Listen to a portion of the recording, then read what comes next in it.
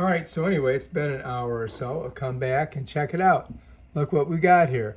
We got a green light, so this one is charged. All right, so we've got our one battery charged, and I just want you guys to see where the contacts are. The contacts on this side next to that port, and notice these little clips like here. Those are going to slide in on the drone here.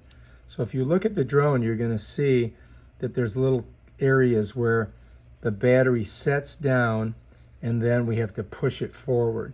So the way it's going to work is I'm going to put the battery on like this, just like that, and then I got to push it forward. So I'm just going to let it slide. You can kind of slide it forward till you feel it drop into those slots. Right now it's loose. Once I've got it there, I've got to push it on the contacts right here, right? So now I'm just going to go ahead and push, and bam, we're on. Bob's your uncle. That baby is on there, and we have a powered up drone now. Now we can go ahead and launch this thing if we want, but we first have to connect it, correct? All right, so there we are. The drone's there, and now we can go ahead and fly this thing.